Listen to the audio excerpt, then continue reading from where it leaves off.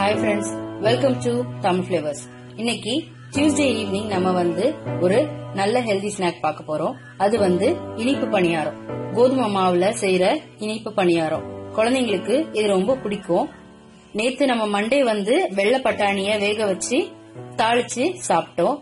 அதே மாதிரி இன்னைக்கு இனிப்பு பணியாரம் நம்ம எப்படி செய்யறதுன்னு பார்க்க போறோம்.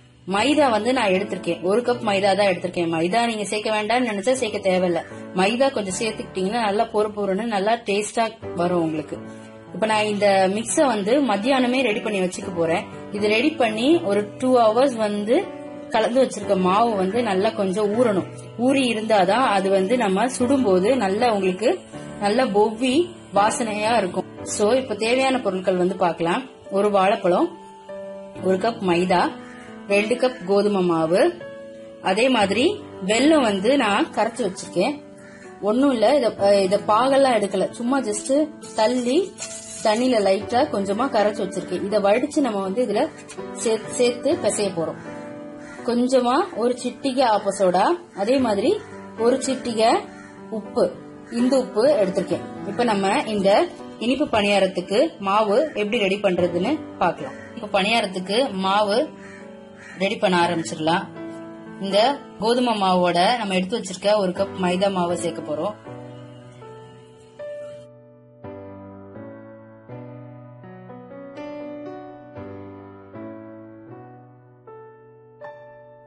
பழத்தையும் இது கூட நல்லா சேர்த்து மாவோட சேர்த்து நல்லா மிக்ஸ் பண்ணி சேர்த்து பிசைஞ்சுக்கோங்க.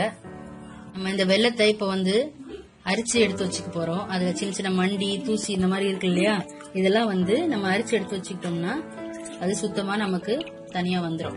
இதுல எவ்வளவு அழுக்கு மண்டிலாம் இருக்கு பாத்தீங்களா. எப்பவுமே வெல்லத்தை கரைச்சி சேர்க்கும் போது அதை ஒரு வாட்டி அரிச்சு எடுத்துக்கோங்க.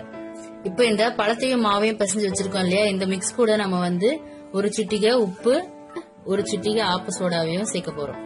நல்லா மிக்ஸ் பண்ணிட்டு இது கூட எடுத்து வச்சிருக்க அந்த வெல்லத்தையும் சேர்த்து கொஞ்சம் கொஞ்சமா பிசைஞ்சு விட்டுக்க போறோம்.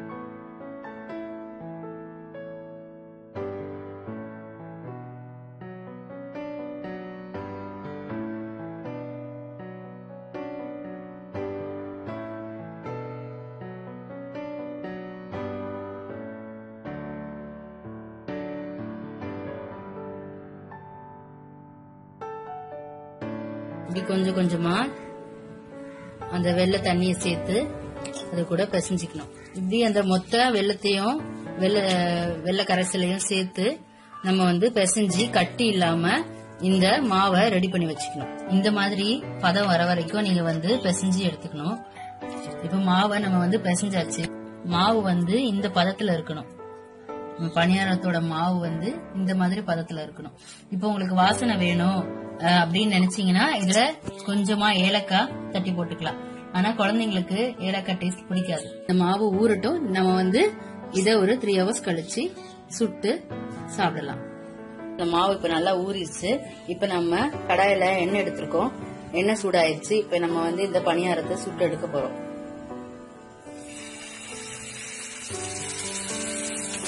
நான் இப்ப எண்ணெயிலேயே பணியாரத்தை ஊத்துறேன். நீங்க உங்களுக்கு என்ன வேண்டாம், என்ன அவாய்ட் பண்ணணும்னு நினைச்சீங்கன்னா நீங்க குழிப்பணியார பாத்திரம் இருக்கு இல்லையா, அந்த பாத்திரத்துல ஊத்தி லைட்டா ஒரு சொட்டு 2 டிராப் எண்ணெய் விட்டு நீங்க பணியாரத்தை சுட்டு எடுத்துக்கலாம். நான் பணியாரத்துக்கு 1 வாழைப்பழம் சொல்லியிருந்தேன். நீங்க வேணும்னா 2 வாழைப்பழம் டேஸ்ட் நல்லா பிடிக்கும் அப்படின்னா 2 வாழைப்பழம் கூட சேர்த்துக்கலாம்.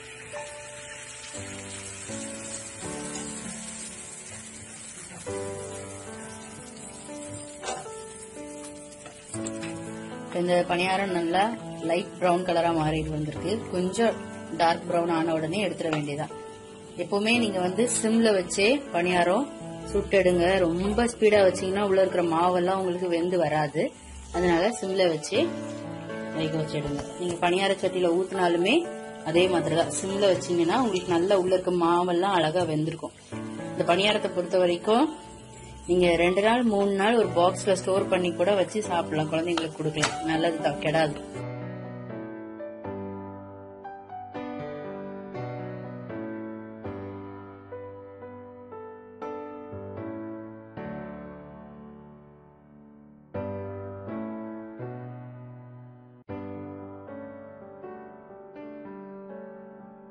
ஃப்ரெண்ட்ஸ், நம்மளோட சுவையான பணியாரம், இனிப்பு பணியாரம் ரெடி ஆயிடுச்சு.